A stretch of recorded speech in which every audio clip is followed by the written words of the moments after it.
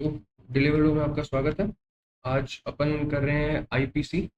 इसमें लैंग्वेज में थोड़ा सा डिफरेंस रहेगा। जनरली हम लोग हिंदी पे ज़्यादा फोकस रहते हैं। आज लाइक अपन इंग्लिश पे थोड़ा सारा फोकस रहेंगे। जो भी हिंदी के स्टूडेंट्स हैं उनके लिए मैं ट्राई करूंगा कि हिंदी के वर्ड्स भी मैं यूज़ कर सकूं। थोड़ा सा फोकस अपन इंग्लिश लैंग्वेज पे ज़्यादा रहे, ठीक है। तो आज अपन पढ़ रहे हैं इंडियन पीनल कोड। तो इंडियन पीनल कोड में लाइक सेक्शन को शुरू करने से पहले हमें एक दो चीजें जो ध्यान रखनी है। सबसे पहले तो ये जो अपना एक्ट है, इसको प्रेसिडेंट एसेंट कब मिली थी, तो सबसे पहले अपन वो आप नोट डाउन कर लेना। प्रेसिडेंट एसेंट इसे मिली थी 16 अक्टूबर 1860 को। ये चीज क्लियर है। 16 अक्टूबर 1860 को इसको प्रेसिडेंट एसेंट मिली थी। और उसके बाद में एनफोर्स कब से हुआ था, तो एनफोर्समेंट डेट जो है वो है 1 जनवरी 1862। तो ये दो चीज हम क्लियर करेंगे, ये नोट डाउन कर लेना क्योंकि क्वेश्चंस के अंदर आती हैं ये चीजें। एनफोर्समेंट डेट क्या है और प्रेसिडेंट एसेंस डेट क्या है। और उसके बाद में अपन तीसरी चीज में पढ़ते हैं कि ये जो आईपीसी ड्राफ्ट हुई थी ये किस कमीशन से हुई थी। तो हम हमारे पास में ये आता है कि फर्स्ट लॉ कमीशन से आईपीसी को ड्राफ्ट किया गया था। ये क्वेश्चन आया हुआ है और हमें इस पे ध्यान रखना है कि फर्स्ट लॉ कमीशन पे इसको अपन ने ड्राफ्ट हो गई थी। उसके बाद में अपन बात करते हैं कि इसकी जो ड्राफ्टिंग कमेटी थी उनके प्रेसिडेंट कौन थे। ड्राफ्टिंग कमेटी के प्रेसिडेंट थे लॉर्ड मैकॉले। ये चार चीजें आपको अपने को सेक्शंस को शुरू करने से पहले अपने को ध्यान में रखना है। उसके बाद में अपन सेक्शंस को शुरू करते हैं। अभी अपन एक बार ये इसकी इंडेक्स देख लेते हैं। आज अपन कोशिश करेंगे कि अपन जो प्राइवेट डिफेंस तक का पार्ट अपन पूरा कर लें। उसके बाद में अपन आगे देखेंगे। तो अपन ने आज सबसे पहले शुरू करते हैं इंडेक्स से। तो इंडेक्स में सबसे पहले इसका आता है प्रियम्बल। जो 1 to सेक्शन नंबर 5 है वो इसके प्रियम्बल में इसकी एक्स्ट्रा टेरिटोरियल, ये जहां तक अपना लागू होता है, मैं हिंदी में कोशिश करूंगा कि हिंदी में थोड़ा बोल सकूं। उसके बाद में अपन पढ़ेंगे ये जो जनरल एक्सप्लेनेशन है, जो सेक्शन नंबर 56 से सॉरी सेक्शन नंबर 6 से अपन शुरू करते हैं। जनरल एक्सप्लेनेशन, इसके अंदर अपने डेफिनेशंस आएंगी, ऑफेंसेस किस टाइप के होते हैं वो आएंगे, पनिशमेंट क्या क्या होती है वो आएगी। ये अपन सारा इसके अंदर सेक्शन नंबर 6 से शुरू करके सेक्शन नंबर 52A तक, हार्बर तक अपन आज कंप्लीट करेंगे। उसके बाद में बात आती है पनिशमेंट की। ये इसका चैप्टर नंबर 3 है। पनिशमेंट अपन शुरू करेंगे चैप्टर नंबर 3 53 टू अपन यहाँ पे 75 तक अपन पनिशमेंट को खत्म कर देंगे। उसके बाद में जनरल एक्सेप्शन आ जाएंगे जो कि अपने 76 टू 106 तक आते हैं। तो हम आज शुरू करते हैं। अपन सबसे पहले प्रियम्बल पे जाएंगे। प्रियम्बल से आगे देखो, इसके अंदर अपन कोशिश करेंगे कि ऑब्जेक्टिव बेस्ड ही अपन रहें, क्योंकि अपना मेन अभी जो ऑब्जेक्ट है वो अपना प्री एग्जाम है। उसके बाद में अगर अपने को डेप्थ में कुछ पढ़नी होगी वो अपन बाद में कर लेंगे। अभी अपना मेन फोकस रहेगा कि अपन ऑब्जेक्टिव बेस्ड सेक्शंस को कंप्लीट करें और उसके हिसाब से अपन शुरू करें।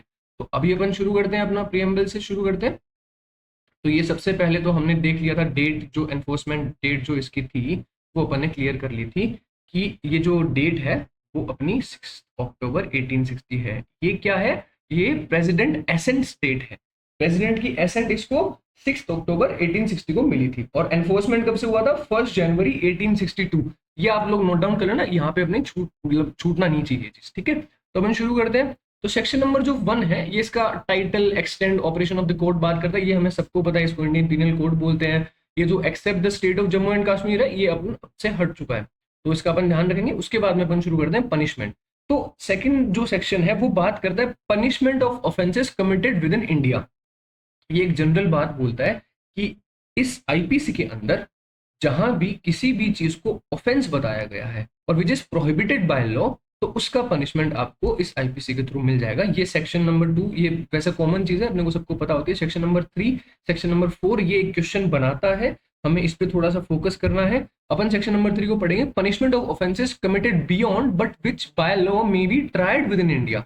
मतलब कि हुआ तो ये इंडिया के बाहर है, बट लॉ के अकॉर्डिंग उस ऑफेंस को, उस एक्ट को हम इंडिया के अंदर ट्राई कर सकते हैं। अब कहाँ ट्राई कर सकते हैं वो अपन सेक्शन नंबर 4 में पढ़ेंगे। सेक्शन नंबर 4 बात करता है एक्सटेंशन ऑफ द कोड, मतलब इस कोड का एक्सटेंशन कहां तक है, एक्स्ट्रा टेरिटोरियल ऑफेंसेस तक। तो अपन ये बोल रहे हैं कि the provision of this code apply also to any offence committed by. अब यहां से अपने को तीन चीजें मिलती हैं। कमिटेड बाय से any citizen of India in any place without and beyond India. जो कि एक इंडिया का सिटीजन है वो बाहर कहीं ऑफेंस करता है, कोई भी एक एक्ट करता है जो आईपीसी के अंदर ऑफेंस है, ठीक है। सेकंड बात करता है any person on any ship or aircraft registered within wherever it may be, within India है ये, ठीक है। तो यहां से हमें समझ में आता है कि इंडिया की किसी शिप और एयरक्राफ्ट पे अगर कोई ऑफेंस होता है तो वो इंडिया से रजिस्टर्ड होनी चाहिए वो एयरक्राफ्ट, तो वो इंडिया के अंदर ट्राई किया जाता है। थर्ड अपन पढ़ते हैं, any person in any place without and beyond India committing offences targeting a computer source located in India. तो अब ये चीज अपने को समझ में आती है कि तीन चीजें इसमें बताई गई है, इसको अपन पढ़ेंगे किसके साथ में। अब आपको ये याद आ रहा हो विदाउट एंड बियॉन्ड इंडिया, अगर आपने सीआरपीसी पढ़ी है, जो कि हमने शुरू करवा दी है, सीआरपीसी ऑलमोस्ट कंप्लीट हो चुकी है, तो जो सेक्शन नंबर 188 है, सेक्शन नंबर 189 है सीआरपीसी का, वो भी यही बात करता है कि any offence by any Indian citizen committed beyond India. तो ये आप लोग कनेक्ट कर लीजिएगा और थोड़ा इसको साथ में पढ़ लीजिएगा। सेक्शन नंबर 5 को अपन छोड़ेंगे, सेक्शन नंबर 6 को अपन छोड़ेंगे, नॉर्मल जनरल बातें हैं। जो सेविंग क्लोज है सेक्शन नंबर, ये अपन इसको ध्यान में रख लेंगे, अपने को पता है सेक्शन नंबर 5 में सेविंग क्लोज है, ये soldiers, sailors, army man, service, government India, इन पे लागू नहीं होता है। उसके बाद अपन सीधा डेफिनेशन पे आ जाएंगे, जो कि सेक्शन नंबर 8 बात करता है। सेक्शन नंबर 8 बात करता है जेंडर की, जो ये बोलता है pronoun he and its derivatives are used of any person whether male और फीमेल। तो ही ये अगर यूज करते हैं तो ही का मतलब शी भी है यहाँ पे, जो सर्वनाम अपन पढ़ते हैं उसके हिसाब से ये। तो ये जनरल बात है। सेक्शन नंबर 8, सेक्शन नंबर 9 के अंदर पढ़ेंगे अपन नंबर, सेक्शन नंबर 10 में अपन पढ़ेंगे main and women, section number 11 में हम पढ़ेंगे पर्सन। तो पर्सन में एक इंपॉर्टेंट चीज ये आती है कि whether person includes a company, associations or body of persons whether incorporated or not. Incorporate उसे किया गया नहीं किया गया ये मायने नहीं रखता है, यहां तक अपने को समझ में आता है, ठीक है। उसके बाद में अपन पढ़ेंगे सेक्शन नंबर 12। तो सेक्शन नंबर 12 बात करता है पब्लिक की। पब्लिक क्या होता है, पब्लिक क्या इंक्लूड करता है, तो ये एक इंक्लूसिव डेफिनेशन है which means any class of public और एनी कम्युनिटी। तो ये इसको इंक्लूड कर लेता है। पब्लिक का मतलब नहीं समझ में आता है, ये पब्लिक एनी कम्युनिटी को इंक्लूड करता है और क्लास ऑफ पब्लिक को भी इंक्लूड करता है, ठीक है। यहां तक बात समझ में आती है अपने को। उसके बाद में सेक्शन नंबर 13 है, जो कि रिपील कर दिया गया था। अब अपना को अपन तो सोचते थे प्रेडिक्टेबल अपन हो नहीं सकते। सेक्शन नंबर जो 13 है, ये कब से रिपील हुआ था, ये क्वेश्चन पूछ लिया गया था आरटीएस 2019 के अंदर, आई गेस। तो वैसे तो अपन क्या ही कर सकते हैं, याद रखना है, लेकिन 1950 से ये रिपील हुआ था। फिर सेक्शन नंबर 15 और 16 है, इसकी डेफिनेशन से ब्रिटिश इंडिया और गवर्नमेंट ऑफ इंडिया, ये 1937 से रिपील हुए थे दोनों ही, इसको अपने को याद रखना है। फिर अपन पढ़ते हैं सेक्शन नंबर 14, ये सर्वेंट ऑफ इंडिया की बात करता है। तो ये क्या बात करता है, एक इसमें इंपॉर्टेंट चीज ये है कि यहाँ पे ना अपॉइंटेड और कंटिन्यूड लिखा हुआ है। तो कंटिन्यूड और अपॉइंटेड का मतलब क्या है कि जब ये एक्ट लागू हुआ था उस वक्त भी तो कुछ सर्वेंट काम कर रहे थे, तो उनको तो इन्होंने कंटिन्यूएंस में ले लिया, और उसके बाद से जो अपॉइंट हुए उनके लिए अपॉइंटेड वर्ड यूज कर लिया। तो ये सिंपल बात है, ठीक है। सेक्शन नंबर 17 में गवर्नमेंट की बात करता है, जो कि सेंट्रल गवर्नमेंट और स्टेट गवर्नमेंट को इंक्लूड करती है। उसके बाद में अपन पढ़ते हैं सेक्शन नंबर 18, जो कि इंडिया की बात करता है। अब ये जो excluding the state of Jammu and Kashmir है, ये अपन ने हटा दिया है, तो अब ये India the territory of India, ये सिंपल। उसके बाद में अपन पढ़ते हैं सेक्शन नंबर 19। सेक्शन नंबर 19 जो है ना, ये थोड़ा सा इंपॉर्टेंट है और इसके अंदर से क्वेश्चंस भी आते हैं। इसके अंदर से क्वेश्चंस देखो, एक तो जनरल क्वेश्चन आता है कि जज की डेफिनेशन कहाँ पे है, वो अपने को ध्यान रखना है कि सेक्शन नंबर 19 पे है, ठीक है। उसके बाद में इसमें एक आता है कि जो अपने को दे दिया जाएगा कि इनमें से जज कौन नहीं है। तो इसके लिए आपको सबसे पहले एक चीज, ये जो ये दिया हुआ ना इलस्ट्रेशन, ये आपको सबसे पहले पढ़ने पड़ेंगे। इलस्ट्रेशंस पढ़ोगे तो आप उसमें क्वेश्चंस को निकाल पाओगे, ठीक है। तो अपन सेक्शन नंबर 19 पढ़ते, सेक्शन नंबर 19 पढ़ते हैं। तो जज कौन है ये डिनोट करता है who is officially designated as जज, ये तो पहली चीज है। दूसरी चीज क्या है, but also every person who is empowered by law to give. अब यहां से अपन ब्रेक करेंगे, who is empowered by law to give what, यहां से अपन ब्रेक करेंगे any legal proceedings, in any legal proceeding. अब यहां से बात है कि लीगल प्रोसीडिंग किस टाइप की, सिविल हो चाहे क्रिमिनल हो, अ डेफिनेटिव जजमेंट देने के लिए वो एम्पावर है। और a judgment which if not been appealed against, अगर उसके अगेंस्ट अपील नहीं करी गई है तो वो डेफिनेट हो जाएगा। और ऐसा कोई जजमेंट जो दूसरों के थ्रू कंफर्म्ड कर दिया जाता है वो डेफिनेट हो जाएगा। अब ये एक बात बताओ, अपन ने सेशन जज की जो पावर पढ़ते हैं सीआरपीसी के अंदर, उसके अंदर जो सेशन जज की जो डेथ पेनल्टी सुनाने की जो पावर है वो कैसे किससे है, subject to the confirmation of high court. तो अब हाई कोर्ट ने जहां उसकी पावर को कंफर्म कर दिया, जहां पर ने पढ़ा ना विच इज इफ कंफर्म्ड, तो हाई कोर्ट जब कंफर्म करता है तो वो डेथ सेंटेंस लागू हो जाता है, वरना नहीं होता है। तो यही बात है, आप समझ में, ये अपने को ध्यान रखना। और इलस्ट्रेशन इसके जरूर पढ़ना, क्योंकि क्वेश्चंस बनाते हैं जब ट्रिकी पेपर बनता है तो इसके अंदर से क्वेश्चन आ जाता है। सेक्शन नंबर 21 पढ़ते हैं, कोर्ट ऑफ जस्टिस। सिंपल बात है, सिंगल जज हो, कोई बेंच ऑफ जजेस हो, हु आर एक्टिंग जुडिशियली, मतलब वो अकॉर्डिंग टू लॉ काम कर रहे हैं। यहाँ तक अपने को ध्यान रखना है। अपने घर में बैठ के बातें कर रहे हैं, वो एक्टिंग जुडिशियली नहीं है। सारे जज बैठ के बातें कर रहे हो, वो कोर्ट ऑफ जस्टिस नहीं बनेगा। उसके बाद में अपन पढ़ते हैं सेक्शन नंबर 21। सेक्शन नंबर 21 बहुत बड़ा है। अपन इसके अंदर प्री के हिसाब से, देखो आपको अंदर से इसको पढ़ना है। मैं आपको ये साफ बोल रहा हूँ कि अंदर से पढ़ना है। अपने पास इतना टाइम नहीं है कि अपन पूरा उसको पढ़ सके। मैं इसको आपको एक इंपॉर्टेंट चीज बताता हूँ। सेक्शन नंबर 12, सेक्शन नंबर 12 जो है ना, ये इसका बहुत इंपॉर्टेंट चीज है। इससे अपन ऑलमोस्ट निकाल सकते हैं पेपर को, बट आपको मैं यही बोलूंगा कि आप अंदर से पढ़ना। सेक्शन नंबर 12 जो इसका 12 पॉइंट बात करता है, वो बोलता है कि any person in the service और पे ऑफ द गवर्नमेंट, मतलब कि ये सर्विस में है और पे ऑफ द गवर्नमेंट है, जिसको सैलरी मिल रही है, remunerated by fees commission for the performance of any public duty by the government. तो यहाँ तक अपने को जनरल बात पता चल जाती है। अगर अपन एक आइडिया लगाना चाहें कि पब्लिक सर्वेंट कौन होता है, जिसको सरकार के थ्रू सैलरी मिलती है, कोई अलाउंसेस मिलता है, कोई फीस मिलती है, किसके लिए, कोई पब्लिक के कोई काम के लिए सरकार उसको पैसे देती है। तो ठेकेदार होते हैं, टेंडर लेते हैं, वो भी तो सरकार से ही पैसे लेते हैं। तो अपने को ये ध्यान रखना है। अब इसके जो एक्सप्लेनेशन है ये आप पढ़ लेना। और इसकी बहुत सारी चीजें कि एमएलएज नहीं आते हैं, एमपी एमएलएज नहीं आते हैं, प्राइम मिनिस्टर और जो अपने सीएम होते हैं ये आते हैं। ये चीजें आपको थोड़ी पढ़नी पड़ेगी कि आप थोड़ा सा फोकस कर लें, ठीक है। सेक्शन नंबर 22 अपन बात करते हैं मूवेबल प्रॉपर्टी की। तो मूवेबल प्रॉपर्टी अपन ने नॉर्मल है, अपन ने टीपी में भी पढ़ा है। तो मूवेबल प्रॉपर्टी क्या होती है, any property of any description, किसी भी डिस्क्रिप्शन की कोई भी प्रॉपर्टी हो, एक्सेप्ट, एक्सेप्ट क्या है, लैंड है जो, या फिर थिंग्स अटैच्ड टू लैंड है, और permanently fasten to anything which is attached to land. अब लैंड तो अपनी जमीन आ गई, लैंड का तो अपने समझ में आ गई, लैंड का मतलब जमीन। और थिंग्स अटैच्ड टू लैंड, अपना घर बनता है ना, जमीन के ऊपर घर बनता है, वो अटैच्ड है उससे। और ऐसी चीजें जो permanently fasten to anything which is attach to earth, अपने जो गेट दरवाजे होते हैं वो अपने घर से परमानेंटली फासन होते हैं। जब तक हम उनको हटा नहीं देंगे ना, तब तक अपने गेट दरवाजे भी ये मूवेबल प्रॉपर्टी के अंदर नहीं आते, ठीक है। अपन इमूवेबल प्रॉपर्टी बता रहा हूँ आपको, ये लैंड अटैच्ड, ये इमूवेबल प्रॉपर्टी की डिस्क्रिप्शन हो गई। मूवेबल प्रॉपर्टी इन तीन चीजों के अलावा जो भी होते हैं वो सब मूवेबल प्रॉपर्टी होते हैं। सेक्शन नंबर 23 पढ़ रहे हैं, रॉन्गफुल गेन। अब यहाँ पे क्या होता है कि अपने को लैंग्वेज पे बहुत कमांड होनी होती है, क्योंकि बहुत बार ऐसा पेपर बन जाता है जो बहुत ट्रिकी होता है और वो लैंग्वेज पे काम करता है। अब अपन रॉन्गफुल गेन की जो डेफिनेशन पढ़ रहे हैं ना, is a gain by unlawful means of property to which the person gaining is not legally entitled. ये चीज आपको याद रखनी है, gaining is the person gaining is not legally entitled. और सेम चीज अपन रॉन्गफुल लॉस में पढ़ेंगे, दोनों बहुत कॉमन है। Is the loss of unlawful means of property to which the person losing it legally entitled. ऊपर तो क्या था कि गेनिंग, जो गेन कर रहा है वो लीगली एंटाइटल्ड नहीं है, और नीचे क्या है, जो जिसकी लॉस हो रहा है वो लीगली एंटाइटल्ड है। यहां तक बात समझ में आती है अपने को कि कौन तो लीगली एंटाइटल होता है, कौन नहीं होता है। Gaining wrongfully, gaining wrongfully, losing wrongfully, ये चीज भी आपको पढ़ना है। ये जनरली नहीं आता है, बट अपन पढ़ लेना, एक बार पढ़ लेना इसको, ठीक है। फिर अपन बात करते हैं सेक्शन नंबर 24 की, बहुत इंपॉर्टेंट है, इससे क्वेश्चन आते हैं। क्या क्वेश्चन आता है कि सेक्शन नंबर 24 में क्या है, या फिर डिसऑनेस्टली कहाँ दिया गया। डिसऑनेस्टली का हिंदी में क्या होता है, बेईमानी से।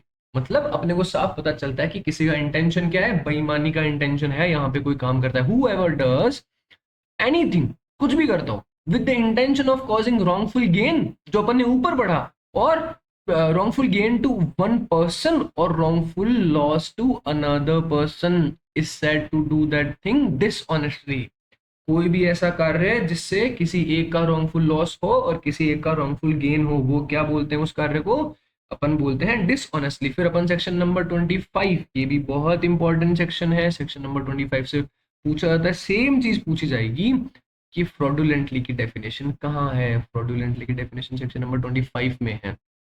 तो सेक्शन नंबर 25 को अपन हिंदी में क्या बोलते हैं, इसको बोलते हैं कपट पूर्वक।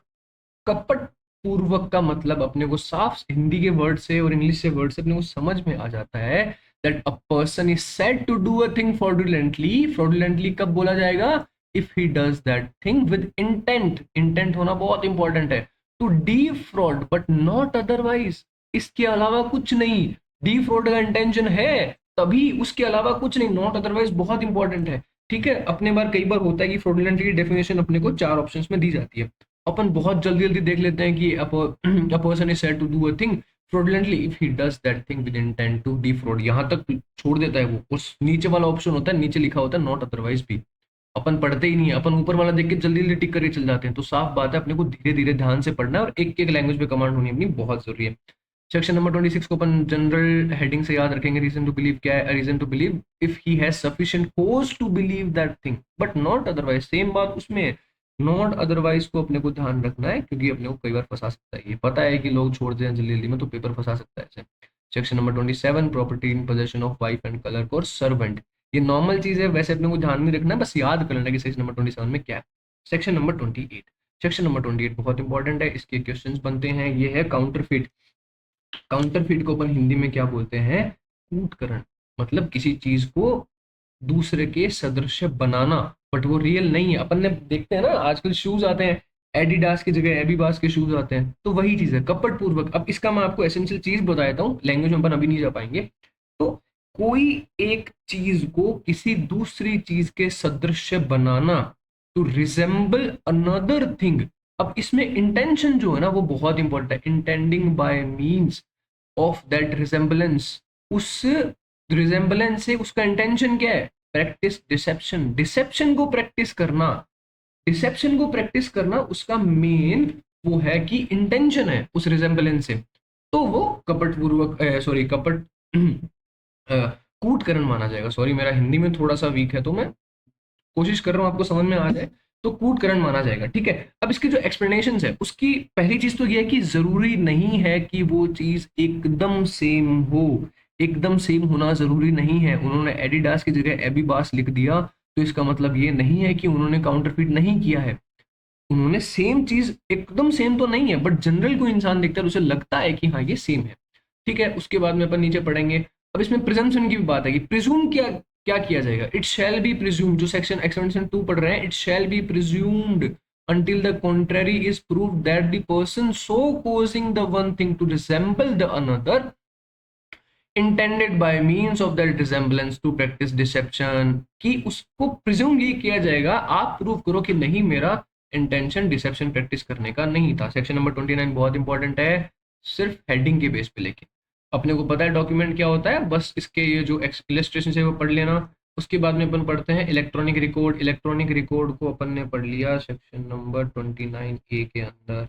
इसका देखो इलेक्ट्रॉनिक रिकॉर्ड की डेफिनेशन तो इंपॉर्टेंट है ही है, पर इलेक्ट्रॉनिक रिकॉर्ड कब से लागू किया गया था, कब से इसको यहाँ पे लाए थे? 29A है ना, तो इसको अपने को याद रखना है कि ये आया था 2000 के अंदर।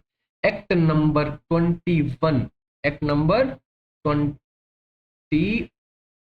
21 से 2000 की इससे इंक्लूड कर दिया। ठीक है, सेक्शन नंबर 30 वैल्यूएबल सिक्योरिटी है। वैल्यूएबल सिक्योरिटी इंपॉर्टेंट है, अपन थोड़ा सा लैंग्वेज में कोशिश करेंगे इसको समझ पाए। ऐसी कोई चीज जिससे कोई भी लीगल जो राइट है ना, कोई भी लीगल राइट है, कोई अधिकार है जो क्रिएट किया जा सकता है, एक्सटेंड किया जा सकता है, ट्रांसफर किया जा सकता है, रेस्ट्रिक्ट किया जा सकता है, एक्सटिंग्विश किया जा सकता है और रिलीज किया जा सकता है। कि ऐसा कोई चीज जिससे कोई लीगल राइट जो है बन सकता है, खींचा जा सकता है, उसको एक दूसरे से दूसरी जगह पे ट्रांसफर किया जा सकता है, उसको रेस्ट्रिक्ट किया जा सकता है, उसको एक्सटिंग्विश किया जा सकता है, या फिर उसे रिलीज किया जा सकता है। पहली बात तो वैल्यूएबल सिक्योरिटी वो, और दूसरी चीज क्या है इसमें? Whereby any person acknowledges that he lies under legal liability or he has not a certain legal right. मतलब वो अपने हित के अगेंस्ट बोल रहा है ना। एक तो यहाँ पे मान रहा है कि मैं किसी लीगल लायबिलिटी के अंडर आता हूँ, मेरे को कोई लीगल लायबिलिटी है, अपने हित के अगेंस्ट बोला, या फिर मेरे पास ये लीगल राइट नहीं है, ही has not a certain legal right, तो अपने हित के अगेंस्ट बोलना भी क्या होता है? वैल्यूएबल सिक्योरिटी आता है। इसका इलस्ट्रेशन जो दिया गया है पढ़ लेना। एक बात आपको पहले बता देता हूँ मैं कि इलस्ट्रेशन जहां भी दिए गए हैं उसको आपको पढ़ के जाना है। ट्रिकी पेपर जब बनता है तो इलस्ट्रेशन से क्वेश्चन आते हैं। ठीक है, सेक्शन नंबर 31 में अपन सिंपल ध्यान रखना है। अब विल क्या है? एक टेस्टामेंट्री डॉक्यूमेंट है। टेस्टामेंट्री डॉक्यूमेंट का मतलब हिंदी वालों के लिए मैं बता देता हूं कि उसे वसीयती दस्तावेज बोला जाता है।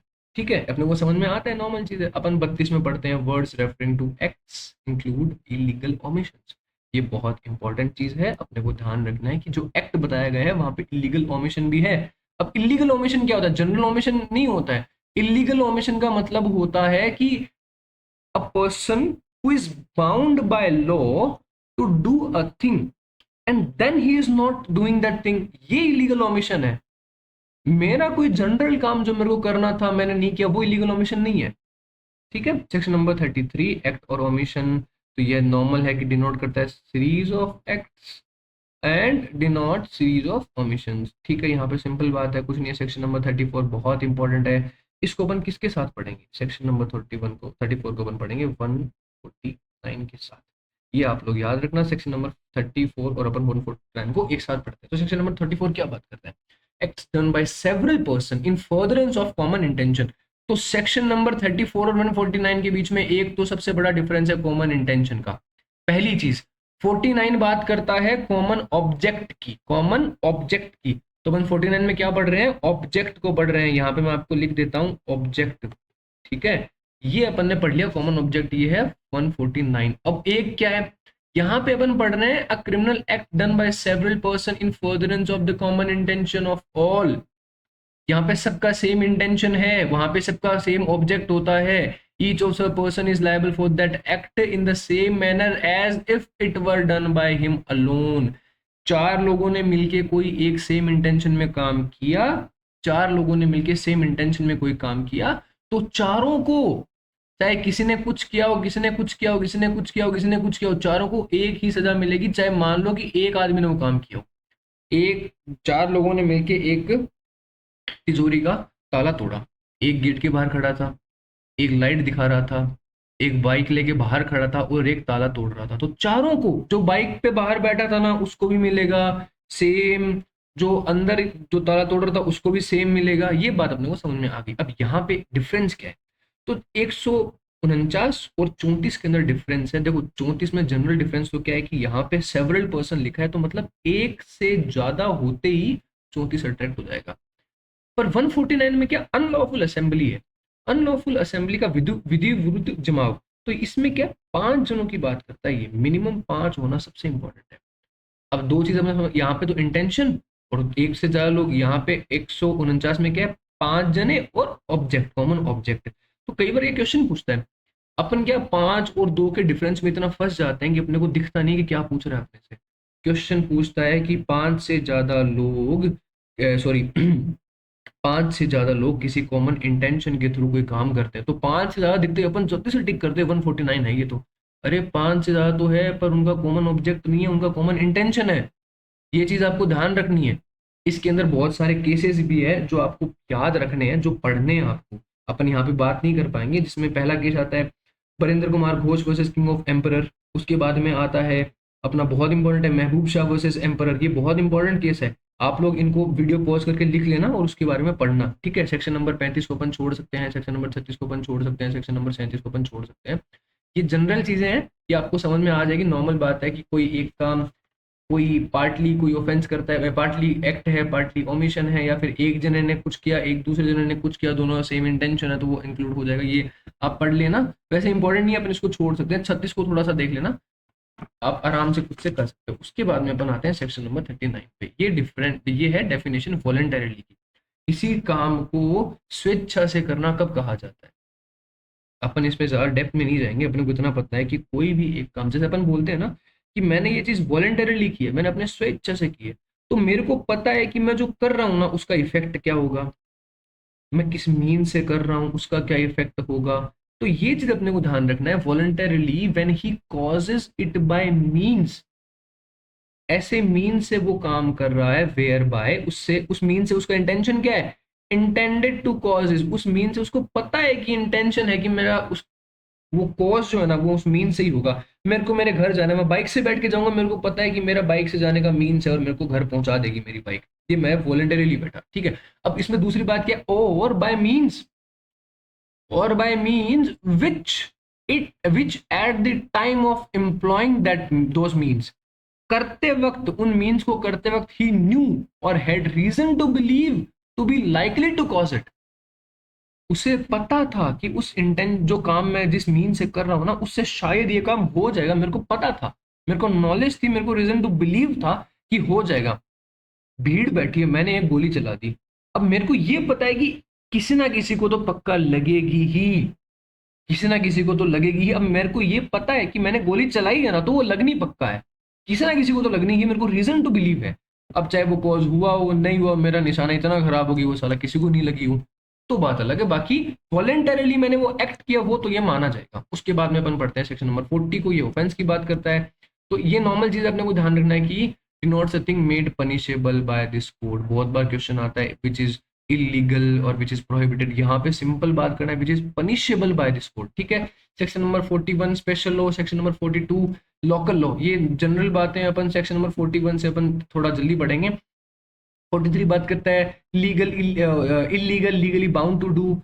44 बात करता है इंजरी, इसके अंदर अपने को इतना ध्यान रखना है इंजरी किस किस की होती है, माइंड की होती है, बॉडी की होती है, रेपुटेशन की होती है, प्रॉपर्टी की होती है। उसके बाद में लाइफ, डेथ, एनिमल, वेसल, ये अपने को जनरल याद रखने हैं। तो 49 बात करता है ईयर मंथ की, सेक्शन 50 बात करता है सेक्शंस की, 51 बात करता है ओथ की। ओथ क्या होती है अपने को देख लेना है, बस इतना बता देता हूँ कि एक सोलेमन अफर्मेशन होता है, सोलेमन अफर्मेशन होता है, ये अपने को ध्यान रखना है, ठीक है। उसके बाद 52 बात करता है गुड फेथ की, anything which is said to be done or believed in good faith which is done or believed without due care and attention, ठीक है। ये दोनों बात है अपने को पढ़ लेना है। सेक्शन नंबर 52 में हार्बर की डेफिनेशन है। ये बस अपने को हार्बर की डेफिनेशन में ज्यादा कुछ ध्यान नहीं रखना है, अपने को बस जनरली याद रखना है कि सेक्शन 52 के अंदर हार्बर की डेफिनेशन है और कब से ऐड कर दी गई थी। सेक्शन नंबर 52A कब से ऐड किया गया था, लिख लेना 1942 से ऐड किया गया था, लिख लेना इसको। सेक्शन नंबर 53 बात करते हैं पनिशमेंट की। पनिशमेंट कितने टाइप की बताई गई है, इसमें पनिशमेंट बताई गई है death, imprisonment for life, imprisonment with मतलब टू डिस्क्रिप्शन। अपन इंग्लिश में पढ़ते हैं ना हर जगह, he shall be punished with either description. तो ईदर में क्या आता है, रिग्रेस आता है या फिर सिंपल आता है। रिग्रेस का मतलब क्या होता है, विद हार्ड लेबर, काम भी करवाया जाता है, आपको बैठे बैठे खाना नहीं मिलेगा। सिक्स फिफ्थ बात करता है फॉर फ्यूचर ऑफ प्रॉपर्टी और सिक्स बात करता है फाइन की। तो 5 टाइप की है, याद रखना। जो थर्ड था वो उसको रिपील कर दिया गया, ठीक है। उसके बाद में अपन आते हैं 54 और 55 को अपन एक साथ पढ़ेंगे। 54 और 55 को आपने और कहीं भी पढ़ा है, अगर आपको याद आता है तो जरूर बताना, वरना मैं आपको पहले ही बता देता हूँ। ये अपन पढ़ते हैं 433, 433A commutation of sentences of death और commutation of sentence of imprisonment for life. तो डेथ का तो अपने को सिंपल पता है कि डेथ को अपने सीआरपीसी में पढ़ा है कि किसी भी और चीज से आप, किसी भी और पनिशमेंट से आप इसको कम्यूट कर सकते हो। और सेक्शन नंबर 55 बात करता है commutation of sentence imprisonment for life. इसके अंदर अपने को इतना ध्यान रखना है कि इम्प्रिजनमेंट ऑफ लाइफ जो है ना, उसका कम्यूटेशन आप कोई भी सजा कर सकते हो, पर 14 साल से ज्यादा का नहीं कर सकते, क्योंकि ऐसे ही 14 साल बहुत हो जाते हैं। तो 14 साल से नीचे का ही रखना है, ये अपने को याद रखना है इसमें, ठीक है। 14 साल से नीचे का रखना है। ये अप्रोप्रिएट गवर्नमेंट की डेफिनेशन छोड़ दो, कोई जरूरी नहीं है। सेक्शन नंबर 57 को बहुत अच्छे से याद रखना। इसका आपको एक चीज बताता हूँ मैं, अपन बहुत बार कंफ्यूज हो जाते हैं। सेक्शन नंबर और 57 जो 57 है ना, ये बात करता है fractions of terms of imprisonment punishment. Section बात करता है ये जो है कि फ्रैक्शन क्या होती है पनिशमेंट की। अब यहाँ पे इन calculating fractions of terms of punishment, किसके लिए, इम्प्रिजनमेंट की, किसकी, फॉर लाइफ की, शेल बी क्या होगी, इक्विवेलेंट टू 20 ईयर्स। अब इसका मतलब ये कहीं मत समझ लेना कि इम्प्रिजनमेंट फॉर लाइफ का मतलब 20 साल होती है, नहीं, for the purpose of calculating. अब यहाँ पे आगे आप बहुत जगह पढ़ोगे, जैसे आपको आगे मिलेगा कि जो default of payment of fine जहाँ होता है, उसके अंदर पनिशमेंट क्या होती है, अपन पढ़ेंगे जहाँ पे पनिशमेंट और जो फाइन दोनों दिए गए हैं, वहां पे उसकी मैक्सिमम क्या हो सकती है, 1/4 ऑफ पनिशमेंट गिवन, या फिर punishment which can be given by the court. तो यहाँ पे अब मान लो लाइफ इम्प्रिजनमेंट दिया हो, तो सिर्फ उस पर्पज के लिए ऐसे फ्रैक्शंस को 1/4 क्या निकालेंगे, 20 साल का 1/4 निकालेंगे। बट इम्प्रिजनमेंट फॉर लाइफ का मतलब कहीं नहीं लिखा है कि 20 साल होता है। इम्प्रिजनमेंट फॉर लाइफ का मतलब होता है for the remainder of the life. ये सिर्फ फ्रैक्शन के लिए, याद रखना इस चीज को। 58 59 हटा दिया गया है, सेक्शन नंबर 60। अब ये आप वैसे तो आप इसको छोड़ सकते हो, पर मैं थोड़ा सा इसको आइडिया देता हूं कि जहां पे रिग्रेस और सिंपल कहां पे बताते हैं, इस सेंटेंस में भी इन सर्टेन केसेस होली और पार्टली रिग्रेस और पार्टली सिंपल। कोई मतलब उसको मान लो 10 साल की सजा सुनाई, उसको बोल सकते हैं कि आप 4 साल रिग्रेस जाओगे, 6 साल सिंपल जाओगे, ठीक है। 63 इंपॉर्टेंट क्वेश्चन है कि जो अमाउंट ऑफ फाइन है, जहां पे दिया गया न्यू ऑफेंस के अंदर कि कितना अमाउंट मिलेगा, तो अमाउंट कितना होगा, अमाउंट जो होगा वो अनलिमिटेड होगा, बट नॉट बी एक्सेसिव। जो अनलिमिटेड तो हो सकता है बट एक्सेसिव नहीं होगा, कि भाई जो जुर्माना देते हैं ना वो अमर्यादित नहीं होना चाहिए, अत्यधिक तो हो सकता है, अमर्यादित नहीं होना चाहिए। Section number 64, sentence of imprisonment for non payment of fine.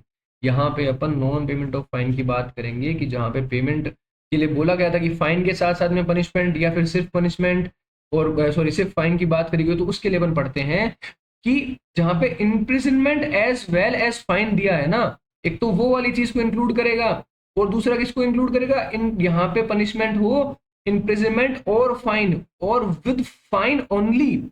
मतलब कि पहला तो बात करता है कि जो imprisonment for fine with fine only, या फिर विद इम्प्रिजनमेंट और फाइन जहां पे दिया गया हो। और ऊपर वाले में अपन ने क्या पढ़ा है कि as well as fine with imprisonment है, तो it shall be competent to court with sentences such offender to direct by sentence, उसी सेंटेंस से डायरेक्ट कर देगा कि आपको जो अगर आपने फाइन बोला गया और आपने नहीं किया तो क्या होगा, the offender shall suffer imprisonment of certain terms. अब सर्टेन टर्म्स कौन सी होगी ये अपन नीचे समझ लेंगे कि कैसे कैसे दिया जाता है, ये अपन नीचे समझते हैं 65 में।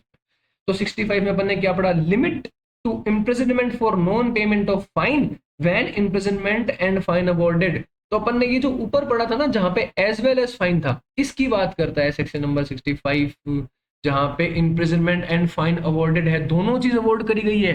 तो ये बात आपको इसके अंदर हाईलाइट करना जरूरी है कि जो भी आपको default of payment of fine है वो 1/4 of the term of imprisonment which is the maximum fixed for the offence. जो उसे मिली है वो नहीं, जो उसे मैक्सिमम दी जा सकती थी, जैसे थेफ्ट है, थेफ्ट को आप मैक्सिमम 3 साल दे सकते हो। अब 3 साल का 1/4 निकालेंगे अपन, जो कि होगा 9 मंथ्स। ऐसा नहीं कि थेफ्ट के लिए उसे 1 साल की पनिशमेंट मिली तो आप 1 साल का 1/4 निकालने बैठ जाओ, तो आपका क्वेश्चन गलत हो जाएगा। मैक्सिमम दो जो दी जा सकती है, ये याद रखना आप चीज, ये बहुत कंफ्यूज हो जाते हैं अपन। सेक्शन नंबर 66 डिस्क्रिप्शन क्या होगी, कि वही जो offence default of payment of fine पे आपने इम्प्रिजनमेंट जो दी है उसका डिस्क्रिप्शन क्या होगा, किसके बारे में बात करता है, जहां पे इम्प्रिजनमेंट विद फाइन दिया गया हो। ठीक है, तो उसके अंदर any description to which the offender might have been sentenced for the offence, उस ऑफेंस के लिए उसे जो डिस्क्रिप्शन है कि हार्ड है सिंपल है, वही उसको default of payment of fine में आ जाएगा। ठीक है, उसके बाद में अपन आगे पढ़ेंगे, अपन इसको इरेज चलो बाद में कर लेंगे, अपन नीचे चलते हैं। ये अपन बात करते हैं section number 67, imprisonment for non payment of fine when offence punishable with fine only. ये बात सबसे ध्यान रखना है, क्या होता है फाइन ओनली। फाइन ओनली में जो है उसके लिए क्या बात करता है, द इम्प्रिजनमेंट। अभी अपने एक मैं आपको एक लिखवा देता हूं, आप जनरल चीज याद रख लेना। यहां से अपन पढ़ते हैं कि अगर 50 रुपए से कम का फाइन है ना, ये आप लिख लो, 50 रुपए से कम है, लेस देन 50 है तो 2 मंथ्स, लेस देन 100 है तो 4 मंथ्स, और लेस मोर देन 100 है तो 6 मंथ्स। ये आपको सिंपल याद रख लेना है। सेक्शन नंबर 67 को मैंने आपने जनरल बता दिया है, इसको अंदर नहीं पढ़ेंगे, सिंपल है। 50 रुपए से कम का अगर उसको फाइन मिला है तो 2 मंथ के लिए दे सकते हो आप imprisonment on default of payment of fine. और अगर 100 रुपए से कम है, 50 रुपए से ज्यादा है, 100 रुपए से कम है तो 4 महीने, और अगर 100 रुपए से ज्यादा है तो 6 महीने। ठीक है, अब अपन पढ़ेंगे imprisonment to terminate on payment of fine. अच्छा, इसमें एक चीज और याद रख लेना, ये चीज सबसे इंपॉर्टेंट है कि शेल बी सिंपल, जहां पे when punishable with fine only है तो उसके लिए सिंपल डिस्क्रिप्शन होगा उस पनिशमेंट का, रिग्रेस नहीं हो सकता है फिर, क्योंकि इम्प्रिजनमेंट है ही नहीं, सिर्फ फाइन की बात करी थी आपने सेंटेंस में। तो सेक्शन नंबर 68 टर्मिनेट, ये आपको जनरल चीज है, अपन छोड़ रहे हैं, 68 छोड़ रहे हैं, 69 छोड़ रहे हैं, 70 को अपन पढ़ रहे हैं कि लेवेबल कब हो जाएगी, विद इन 6 ईयर्स। 6 ईयर्स तक अगर वो आदमी जेल में रह चुका है तो अब उससे फाइन मत मांगो, इतना तो उससे पनिशमेंट मिल चुका है, अब उससे फाइन मत मांगो। डेथ अगर कोई है, death not to discharge property for liability, कोई प्रॉपर्टी लाइबिलिटी पे है तो उस इंसान की डेथ से है ना वो लाइबिलिटी बंद नहीं होगी, उससे एलआर से मांग लेंगे, एलआर से तो मिलनी जरूरी है। सॉरी। इसके बाद में अपन आएंगे सेक्शन नंबर 71 पे। 71 को अपन ने और भी बहुत जगह पढ़ा है, 71 के कुछ पार्ट अपन ने सीआरपीसी 220 के अंदर भी पढ़े हैं। तो ये आप लोग क्या, मैं जहां जहां पे ये आपको सेक्शंस बता रहा हूँ ना, इसको आप लिख लीजिएगा, और 20 ठीक है, ये आप लिख लीजिएगा और मैच करके देखना कि क्या क्या चीज मिक्स होती है, क्या क्या चीज सेम है। तो इसमें अपने को ये 3-4 बातें बताते हैं। पहली बात तो offence is made up of parts, अलग अलग टाइप का अलग अलग पार्ट में ऑफेंस हुआ, जैसे लकड़ी से मारा, फिर उसे मुक्के मारे, उससे उसको ग्रीवियस हर्ट हो गया, तो उसके लिए क्या बात करता है कि any of which part is itself an offence. लकड़ी से मारना ऑफेंस है ना, लकड़ी से मारना ऑफेंस है, पर उसे ग्रीवियस हर्ट भी हुआ, the offender shall not be punished with the punishment for more than one of such offence. ऐसे थोड़ी कि उसने 50 बार लकड़ी से मारा तो उसे 50 बार लकड़ी से मारने के लिए 1-1 साल की सजा, 50 साल तक की सुना दोगे, नहीं, उसे एक साथ ग्रीवियस हर्ट की सजा सुनाओगे आप। ठीक है, उसके बाद में बात करता है टू, ये बोल रहा है कि anything which is an offence falling with in 2 और मोर सेपरेट डेफिनेशंस, सॉरी, ये 2 से ज्यादा डेफिनेशंस के अंदर आता है वो ऑफेंस जिसने किया है, तो फिर क्या होगा, ये जनरल बात है। अब नीचे वन पढ़ते हैं, where several acts of which one or more than one would by itself or themselves constitute an offence, मतलब कि एक कार्य से अलग ऑफेंस होता है, 2 कार्य से अलग ऑफेंस होता है, इनको मिला के एक अलग ऑफेंस होता है।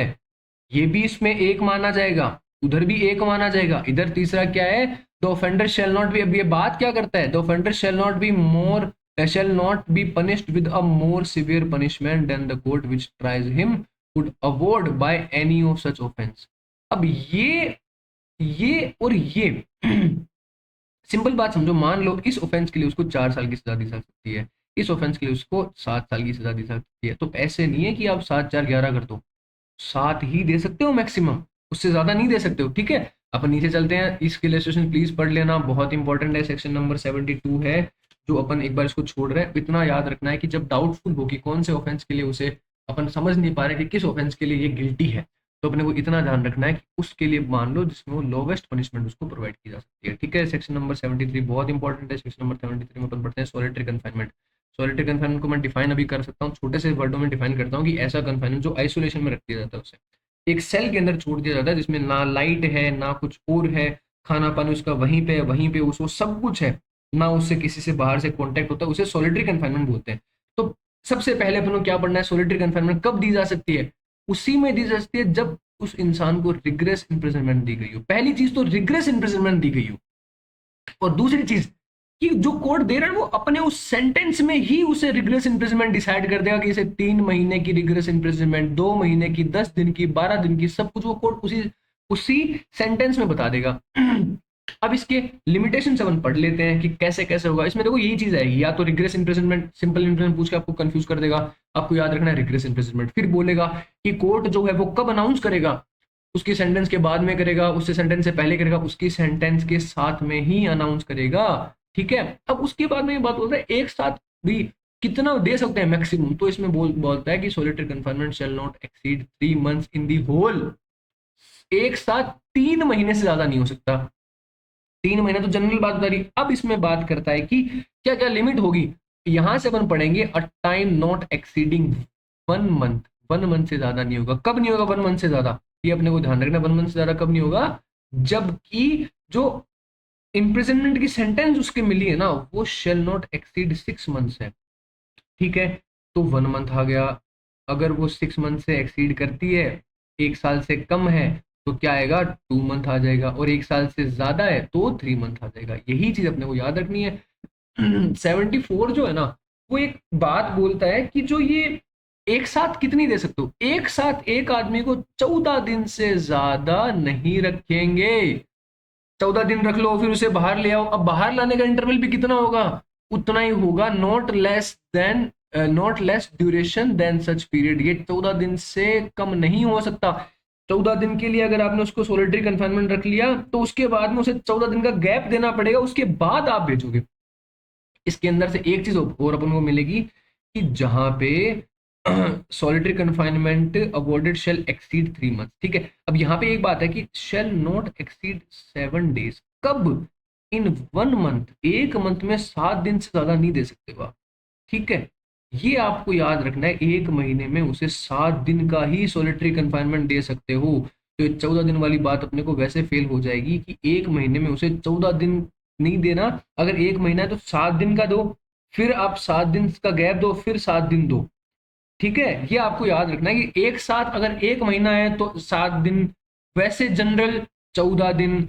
अगर ऊपर पढ़ते हैं कि जो लिमिट क्या हो सकती है कि अगर 6 महीने से ज्यादा का ऑफेंस है तो 1 महीना, 6 महीने से ज्यादा है पर 1 साल से कम है तो 2 महीना, और 1 साल से ज्यादा तो 3 महीना। ठीक है, 75 बात करता है एनहेंस्ड पनिशमेंट की, ये आपको याद रख लेना है। वैसे एनहेंस्ड पनिशमेंट कब होगा ये आप सीआरपीसी में अपन ने पढ़ा होगा, आईपीसी में आप आगे भी पढ़ोगे, बस इतना याद रखना एनहेंस्ड पनिशमेंट कहाँ है, सेक्शन नंबर 75। ठीक है, अब ये भी आप देख लो, वैसे चैप्टर नंबर 12 और चैप्टर नंबर जो है ये जो 17 चैप्टर नंबर है उसके अंदर आप आगे पढ़ोगे, आपको आगे मैं और इसको बता दूंगा कैसे कैसे होता है। बस इतना याद रखना है कोई भी आदमी अगर कोई ऑफेंस करता है चैप्टर नंबर 12 में और चैप्टर नंबर 17 में तो वो एनहेंस्ड पनिशमेंट के लिए उसको लायबल हो जाएगा। सेक्शन नंबर 7, अब यहाँ से अपन 7 पढ़ेंगे जनरल एक्सेप्ट चैप्टर नंबर 4 और जनरल एक्सेप्ट याद रखना है, चैप्टर नंबर हमको याद रखना है, इंडेक्स सबको याद होनी चाहिए। 76 क्या बात कर रहा है, 76 क्या बात कर रहा है, 76 बोलता है कि ऐसा कोई एक्ट जो हुआ है bye mistake of fact, not bye mistake of law, ये याद रखना है। ये आपको याद रखना है, मिस्टेक ऑफ फैक्ट होनी जरूरी है, लॉ की नहीं होनी चाहिए मिस्टेक। तो इसके अंदर ना अपन ने लैटिन मैक्सिम है जो अपन बोल देता हूं, आप लिख लेना, मैं आपको बोलता हूं, आप वीडियो को स्लो करके आप पॉज कर लिख लेना कि इग्नोरेशिया फेसिट डॉट एक्सक्यूजिट इग्नोरेशिया जूरिस नॉन एक्सक्यूजिट। तो जूरिस का जो इग्नोरेशिया है ना वो नॉन एक्सक्यूजिट है, जूरिस का मतलब होता है लॉ, पर इग्नोरेशिया ऑफ फैसिट जो है ना, फैक्ट का जो इग्नोरेंसिया है, इग्नोर करना फैक्ट को, आप एक्सक्यूज दे सकते हो। ये चीज आप इसमें पढ़ोगे। तो 76 बात करता है act done by a person bound, या तो वो बाउंड है और by mistake of fact believes himself to be bound, किससे, बाय लॉ से। Nothing is an offence which is done by a person who is or who by reason of mistake of fact, सबसे इसका essential यही है, not by reason of mistake of law in good faith. ये आपको बहुत जगह मिलेगा आगे जनरल एक्सेप्शंस में, believes himself to be bound by law to do it। यहां तक आपको इसके एसेंशियल समझ में आ गए।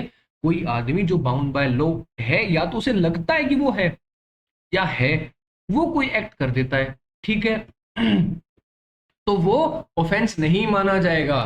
But ignorantia of fact is only excusable, ignorantia of law is not excusable. ठीक है, सेक्शन नंबर 77 एक्ट ऑफ जज व्हेन एक्टिंग जुडिशियली, जुडिशियली कोई काम करता है तो उसने कुछ काम किया, किसमें किया है, गुड फेथ में किया है।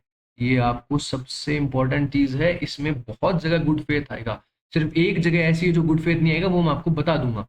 ठीक है, he believes to be given to him by law, उसे लगता है, या तो है या फिर उसे लगता है कि मेरे को शायद ये पावर है, ठीक है, तो ऑफेंस नहीं होगा। सेक्शन नंबर 78 बात करता है act done pursuant to the judgment or order of the court, उसे किसमें, कोर्ट ने कोई जजमेंट या ऑर्डर मिला कि जाओ उसकी प्रॉपर्टी अटैच कर लाओ, उसने तो कर ली, पर उसे पता चला कि वो कोर्ट तो क्या नहीं था, कंपेटेंट ही नहीं था।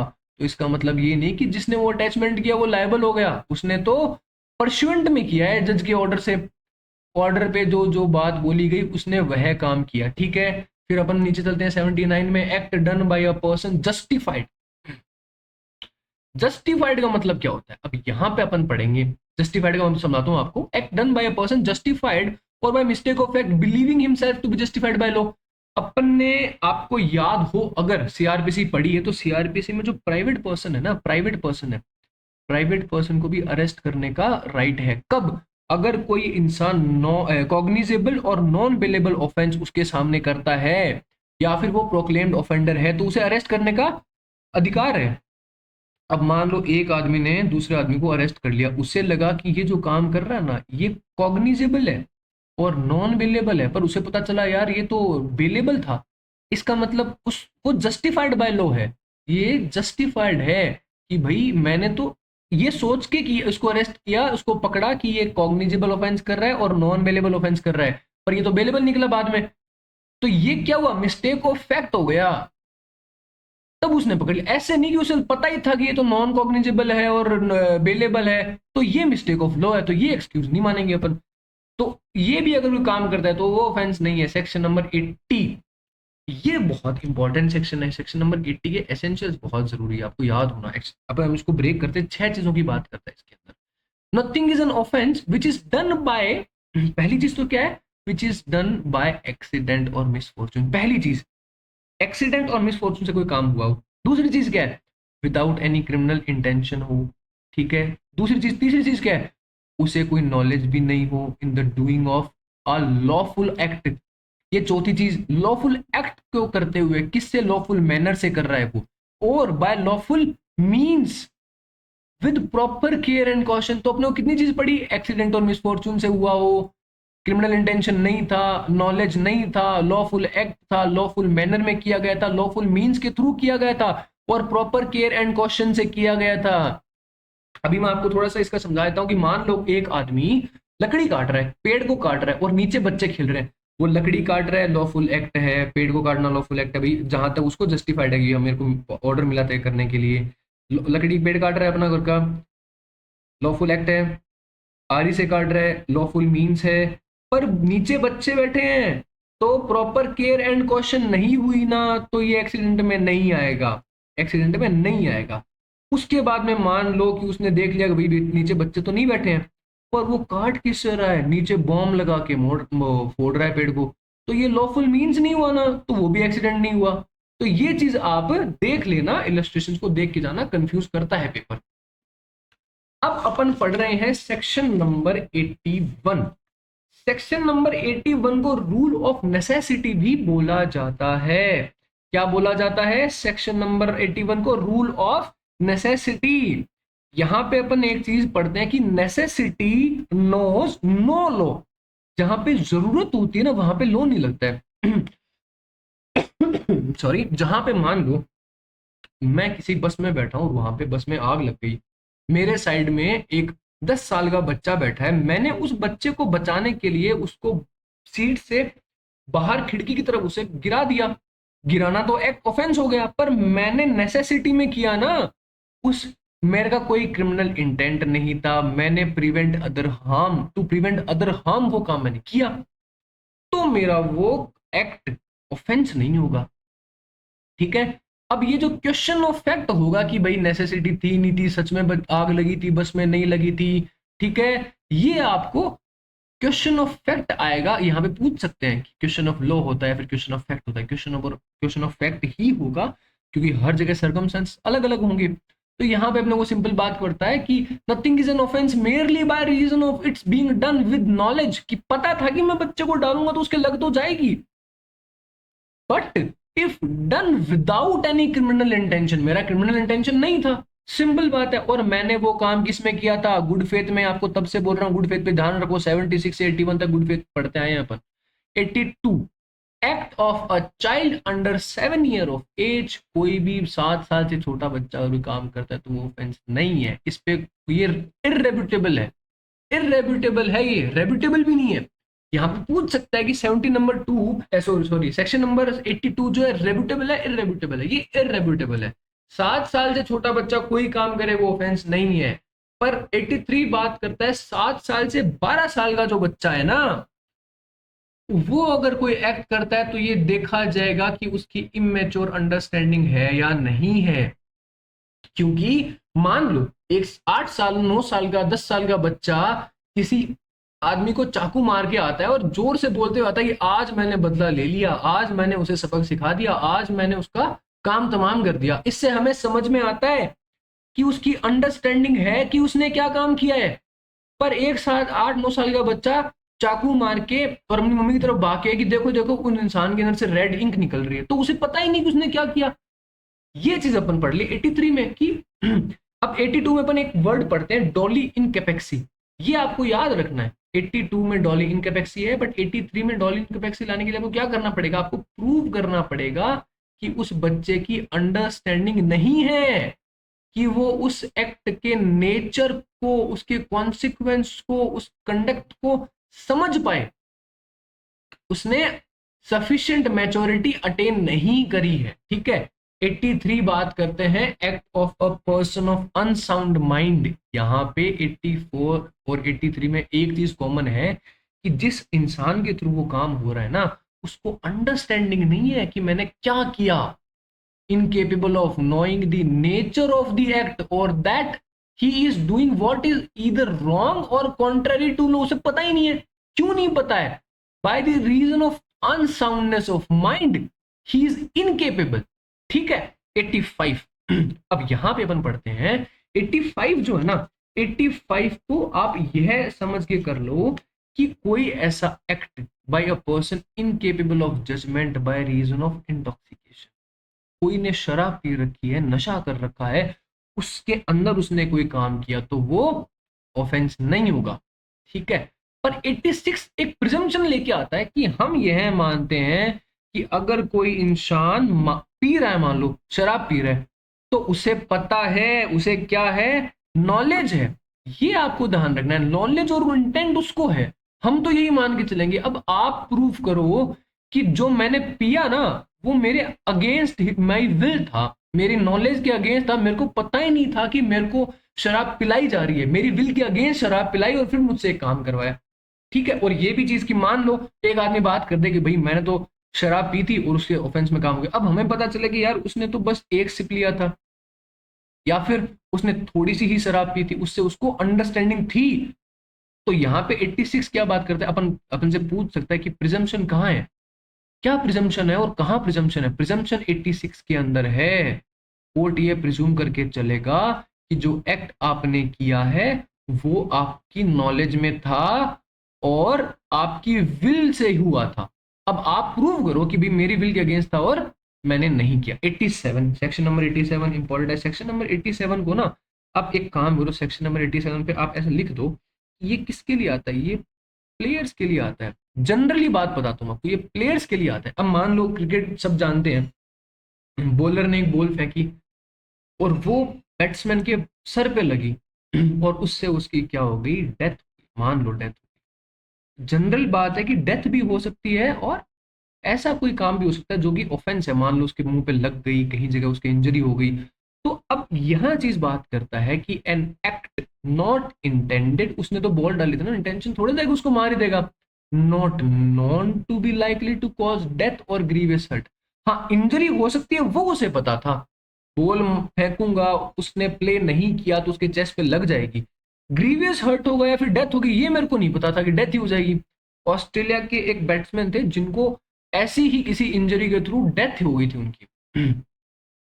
तो ये बात प्लेयर्स को रोकती बचाती है कि पहली बात तो इसमें बात है कि कंसेंट मिली थी, प्लेयर्स कंसेंट देते हैं। या फिर कोई मान लो दो बच्चे 18 साल से ऊपर होना सबसे इंपॉर्टेंट है इसमें। सबसे इंपॉर्टेंट चीज है कि 18 साल से ऊपर है। दो 18 साल से ऊपर आदमी ने बोला कि भाई एक काम कर, तू है ना मेरे को यहाँ से धक्का दे, जैसे बंजी जंपिंग करते हैं, स्काई डाइविंग करते हैं, उसमें वो धक्का ही देते हैं, पर धक्का देना तो ऑफेंस है, पर कंसेंट से दिया है ना। अब उसे इंजरी हो तो उसने एक्सेप्ट कर लिया था कि हाँ मेरी कंसेंट है, तो इंजरी होगी तो जिसने धक्का दिया वो लायबल नहीं है, he is not liable. Section number 87 किस पे लागू होता है, प्लेयर्स पे। तो ऐसे ही सेक्शन नंबर 88 किस लिए लागू होता है, ये जनरली लागू होता है डॉक्टर्स पे, डॉक्टर्स पे लागू होता है। An act not intended to cause death, intention तो कॉज डेथ करने का नहीं था, done by consent in good faith, यहाँ पे भी गुड फेथ है। अच्छा, आपको मैं गुड फेथ की बात कर रहा था तो आपने कहीं भी देख लिया हो 87 में आपको गुड फेथ कहीं नहीं दिखेगा, गुड फेथ कहीं नहीं है 87 के अंदर। ये याद रखना कि 87 में आपका इंटेंशन गुड फेथ का होना जरूरी नहीं है। 88 में गुड फेथ है, 88 में पर्सन के बेनिफिट के लिए काम किया गया है, गुड फेथ है, तो एक्ट ऑफेंस नहीं होगा। Nothing which is not intended to cause death, अगर आपका इंटेंशन डेथ कॉज करने का है तो भाई आप इसमें नहीं आओगे।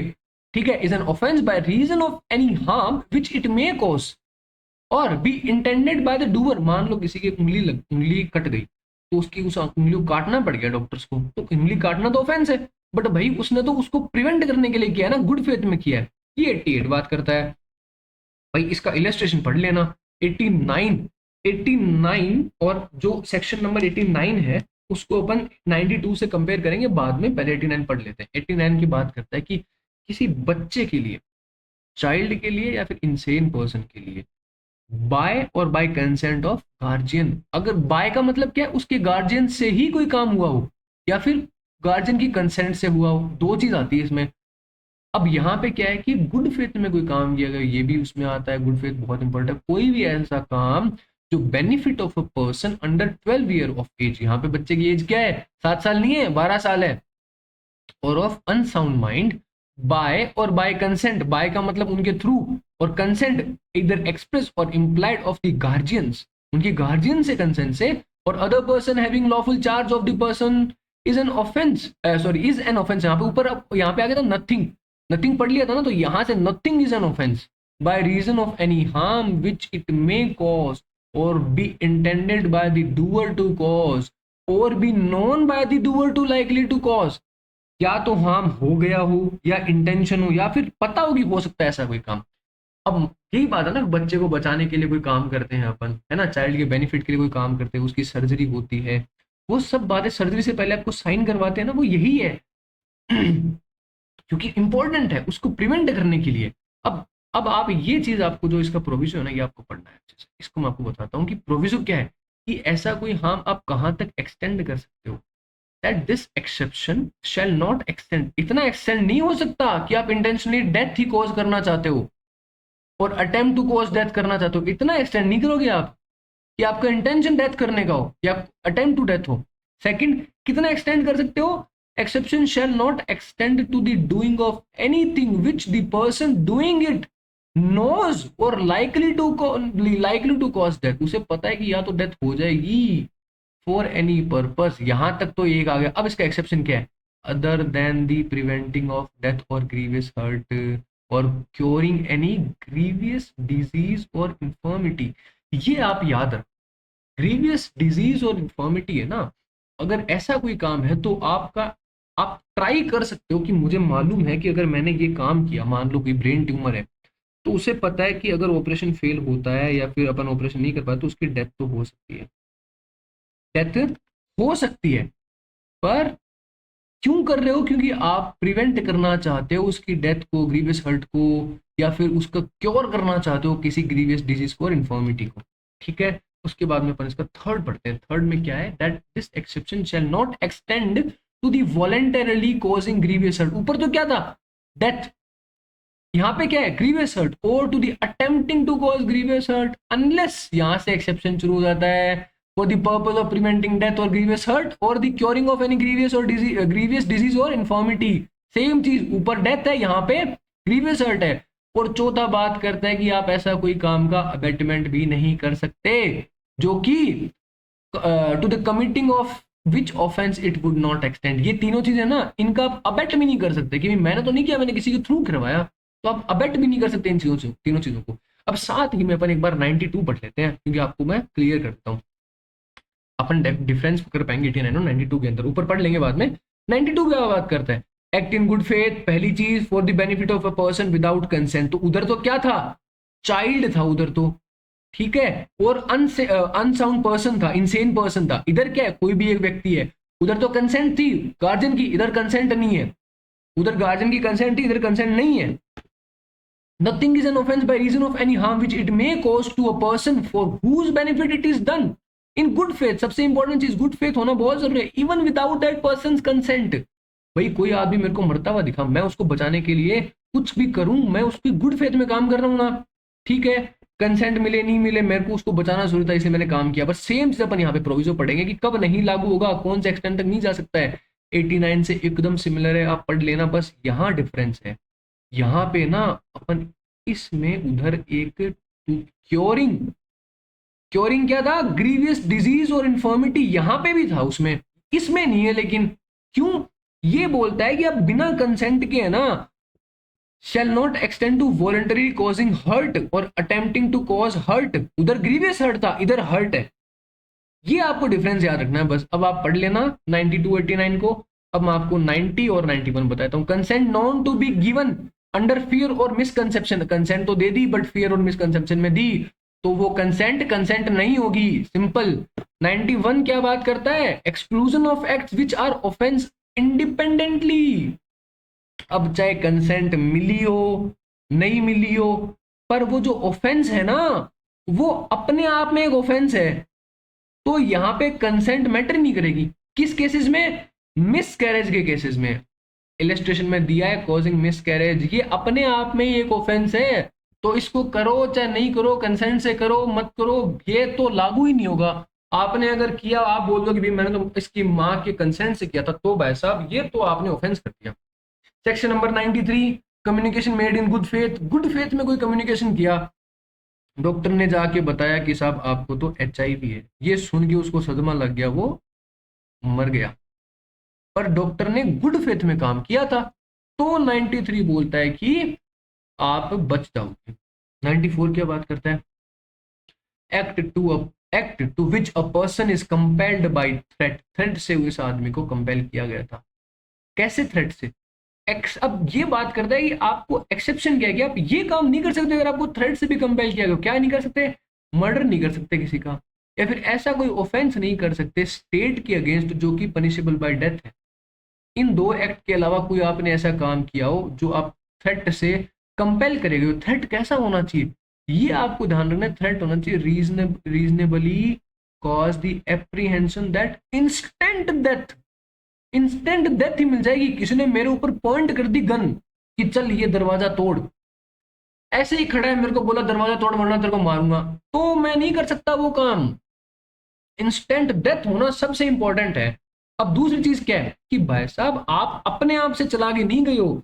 मान लो मैं डाकुओं की टोली में, उन्होंने मेरे को नॉर्मली बोला कि चल चल वरना तेरे को मारेंगे, वो मेरे को साथ में ले गए, इससे मैं उनके साथ में चला गया, उनके उनके कहने में मैंने कोई काम कर दिया, तो मैं को ये एक्सेप्शन में मैं नहीं आऊंगा, इस एक्सेप्शन में मैं नहीं आऊंगा। ये एग्जाम्पल, ये इलस्ट्रेशन जो मैंने बताया ना डाकू की टोली वाला, ये आपको threat of being beaten joins a gang of dacoits knowing their character is not entitled, ये आपको याद रखना है, क्वेश्चन में आता है, यही इलस्ट्रेशन आता है, इससे अलावा कुछ नहीं आएगा, यही इलस्ट्रेशन आएगा, ये आपको याद रखना है, यही पूछेगा। ठीक है, ये बात समझ में आ गई अपने को। यहाँ तक उसमें और कुछ नहीं, अपने ऑन अकॉर्ड पे नहीं गया, खुद से नहीं गया, नॉर्मल एक रीजनेबल एप्रीहेंशन है which is short of instant death. Short of instant death से कोई भी उसने एप्रीहेंशन हुआ तो उसने किया हो तो वो नहीं आएगा। 95 में अपन पढ़ेंगे एक्ट कॉजिंग स्लाइट हार्म, ये जो चीज है ना एक्ट कॉजिंग स्लाइट हार्म, इसके अंदर अपने को एक जो बात करते हैं कि जो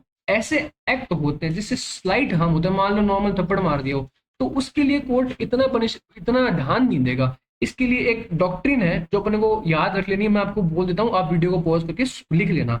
D minimis non curat lex, इसका मतलब क्या है? De minimis non curat lex, इसका मतलब क्या है? The law does not concern itself with trifles. जो ट्रिफल्स है ना, ट्रिफल्स TRIFLES, मैं बोल देता हूं, यहाँ पे थोड़ा सा स्पेलिंग में थोड़ा खराब हो जाता है।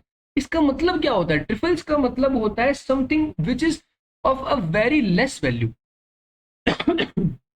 Which is something which is of a very less value, उस पर कोर्ट लॉ जो है ध्यान नहीं देगा। अब आज अपने को थोड़ा टाइम ज्यादा हो गया है, ज्यादा टाइम अपने नहीं लेंगे, मैं आपको जो राइट ऑफ प्राइवेट डिफेंस है ना, इसको आपको थोड़ा सा एक हाईलाइट देता हूं, जो अपन कल वैसे पढ़ लेंगे, आप खुद से पढ़ना। 96 तो बात करता है कि प्राइवेट डिफेंस का आपके पास राइट है। 97 बात करता है प्राइवेट डिफेंस का राइट किसके अगेंस्ट है? अपनी बॉडी के अगेंस्ट है या फिर प्रॉपर्टी के अगेंस्ट है। प्रॉपर्टी खुद की भी हो सकती है, दूसरों की भी हो सकती है। 98 बात करता है कि अब जहां पे मैंने 82 पढ़ा था, 83 पढ़ा था, 84 पढ़ा था कि अनसाउंड माइंड, चाइल्ड है ना, उनके थ्रू कोई काम किया गया है, तो वैसे तो ऑफेंस नहीं है, बट उन काम के अगेंस्ट है ना, आपके पास में प्राइवेट डिफेंस जरूर है, प्राइवेट डिफेंस जरूर है। ये 98 बात करता है।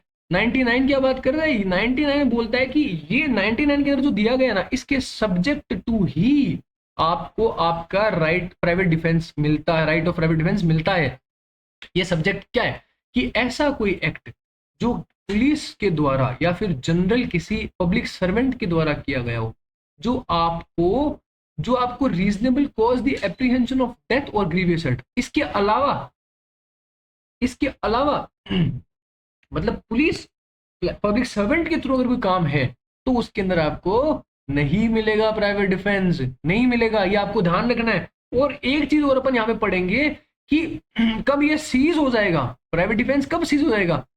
जहां पे आपको recourse to protection of public authority है। अब आप पुलिस थाने के पास में खड़े होकर किसी के against private defence right use कर रहे हो तो वो नहीं माना जाएगा। आप पुलिस को बोलो ना, आप अपनी तरफ से तभी अपने हाथ में कानून लो जब आपके आसपास कोई भी आपके पास पॉसिबिलिटी नहीं हो कि मैं अपने अलावा किसी और के थ्रू बच नहीं सकता, इसमें वही है। अब ये जो एक्सटेंट टू विच राइट में बी असर्टेड एक्सरसाइज, सॉरी, ये जो चीज है ना, ये आप इतना पढ़ोगे कि इतना ही काम करना है जितना नेसेसरी है to inflict for the purpose of defence. ऐसे नहीं कि कोई आदमी आपकी तरफ लकड़ी लेके आ रहा है, आप उसको गोली से ही मार दो। आप उतना ही राइट यूज करो जितना आप उस लकड़ी को रोकने के लिए कर सकते हो, बस। ये जो एक्सप्लेनेशन है आपको कल बता देंगे। 100 बात करता है कि जो when the right of private defence है body extend to causing death. अब डेथ कब कॉज कर सकते हो, ये इसके अंदर इंपॉर्टेंट चीजें फर्स्ट सेकंड थर्ड फोर्थ ये आपको पढ़ लेने। आपको अपन कल बता देंगे, आपको पढ़ लेना। 101 बात करता है कि डेथ का तो अपन यहाँ पे पढ़ लिया, इसके अलावा क्या कर सकते हो ये 101 में आ जाएगा। 102 क्या बात करता है, कमेंसमेंट एंड कंटिन्यूएंस, कब से कमेंस होगा कब कंटिन्यू होगा। ये अपन इतना सा पढ़ेंगे कि जब से आपको थ्रेट लगता है, ये अटेम्प्ट होता है, तब से कंटिन्यू हो जाएगा, जब तक आपको थ्रेट लगता है तब तक ये चलेगा। 103 में प्राइवेट डिफेंस किसके अगेंस्ट है, प्रॉपर्टी के अगेंस्ट है, ये अपन कल पढ़ लेंगे। 104 भी अपन कल पढ़ लेंगे, हार्म डेथ से कब कॉज कर सकते हो। 104 बात करता है कि अदर देन द डेथ, और 105 बात करता है कहां से कमेंस होगा और कहां से कंटिन्यू होगा, ये अपन आगे पढ़ लेंगे। 106 बहुत इंपॉर्टेंट है, इसका एक इलस्ट्रेशन है जो इक्वेशन में आता है, ये आपको ध्यान रखना है कि कोई इंसान मॉब बहुत सारी भीड़ से घिरा हुआ है, जिसमें बच्चे भी हैं महिलाएं भी है, पर वो है ना अपना right of private defence use कर सकता है कब, उसे पता है कि मैं करूं क्या। मेरे को बच्चे ने दो मान लो उसने 2-4 गोली लगा चला दी, जो बच्चे को भी लग गई, किसी महिला को भी लग गई, बट उसके पास में और कोई चारा था ही नहीं, इसलिए वो ऐसा काम भी कर सकता है। कहां पे, is right of private defence extend to running of that risk. किसका रिस्क, कि मैं जो काम कर रहा हूं वो ऐसे लोगों को भी इफेक्ट कर सकता है जिसने मेरे ऊपर कोई ऑफेंस किया भी नहीं हो। ठीक है, 106 तक अपन पढ़ लेंगे कल। 96 से 106 अपन एक थोड़ा सा ब्रीफली पढ़ लेंगे, आप 96 से 106 कल थोड़ा पढ़ लेना, वैसे अपन ने पढ़ा दिया जनरली। तो आज अपन इस क्लास को यहीं पे खत्म करते हैं। आई होप आपको समझ में आया वो सारा। कोई भी आपको डाउट लगे, कोई भी आपको प्रॉब्लम लगे, कोई भी तरीके में प्रॉब्लम लगे, तो आप हमें कमेंट करके जरूर बताएं कि ये चीज आप सही कर सकते हो, ये चीज आप करेक्ट कर सकते हो। आपकी फीडबैक हमारे लिए बहुत इंपॉर्टेंट है। ठीक है, thank you so much and have a nice day.